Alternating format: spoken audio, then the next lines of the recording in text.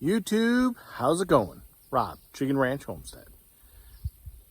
Bantam chickens. We're going to do a video series, sort of, kind of. We're going to talk about the chickens here at the homestead. It's called the Chicken Ranch Homestead, but we really never put a lot of effort towards the chickens in the videos. We're going to kind of go over some things through the series. We're going to talk about what we have here, how we house them here, how we feed them here, why we chose them, if we chose them, and also go over breeds through this series of what could be best for you and your homestead, and the reasons why we do have some of them here and why some are just here. All right, we got a lot to talk about. Probably take about 3 videos, maybe 4. I'm not exactly sure, but we'll get down to it. So first place we're going to start is housing. How do we house our chickens? Well, this is the back of our garage. It's a little barn. It's got some stalls. It's where we keep the sheep and we keep some chickens. Now we essentially have 2 flocks, and we also keep our turkeys back here. You can probably hear them. All the chickens here are free range. We don't keep anybody within limits, whatever. So that's something you need to think about first off and foremost. What are you doing? Are you free ranging?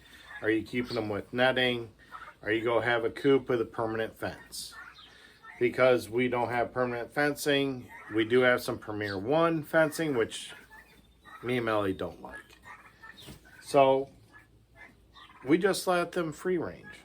So what we have back here is we have a couple nesting boxes right there that I made by hand out of some scrap wood that we had laying around. I think we got a delivery and it used super thin plywood, so I used that for the sides. I've had a top on top of that, like a little plastic tin roof top on it, and they seem to always knock it down because I never attached it. But they'll lay over there. They'll also lay down below because right now it's pretty dirty in here, the floor, but usually there's straw down and they will make a nest down there.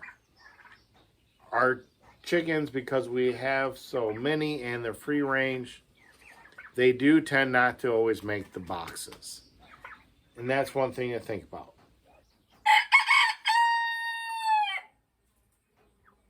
But you can see right there, I got my little roost, and they'll roost on there. They'll also where else we will put them in is in this chicken coop behind me. This coop was originally here when we bought the property, and you can see it has like a screen door so it can be open and they can stay in there.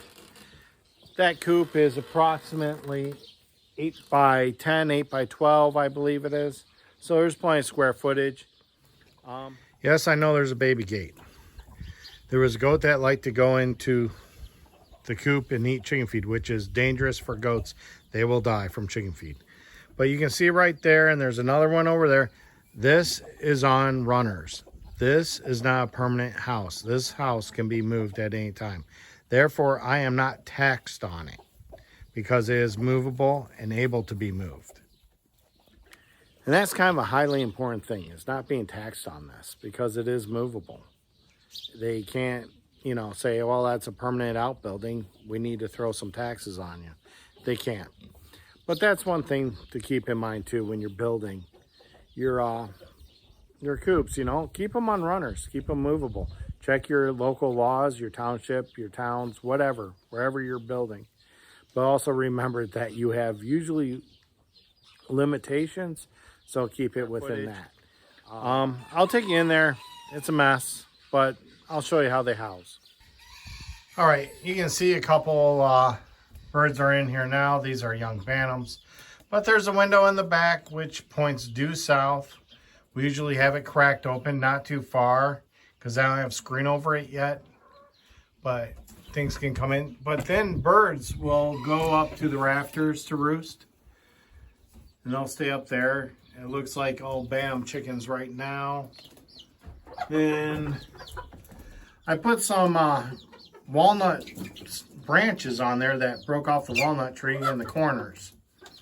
So they kind of perch all around. You can see they perch there. You can see all the poop. But then there's one box in here.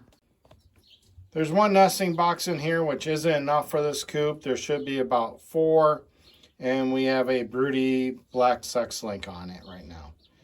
And there's eggs that have been laid through the day that she hasn't taken in yet. So that's pretty much how we house all the chickens. There's other places we can house them. We have a little coop that I had in Illinois, and I can put them in there, but usually what happens is broody moms will go in there and they'll use the nesting box to brood chicks in, also because it's away from everyone else. All right, so I think that'll be it for today. We'll make another video soon. We're going to go over how we feed them, what we feed them in, waters, and probably some breeds. And we'll get to how many eggs we're getting per day and how many eggs we should be getting, and we'll go over that. But for now, remember to like, share, and subscribe. Leave a comment down below. Any questions, please leave a comment. I'll reply, and we'll see you next time here at the Chicken Ranch Homestead.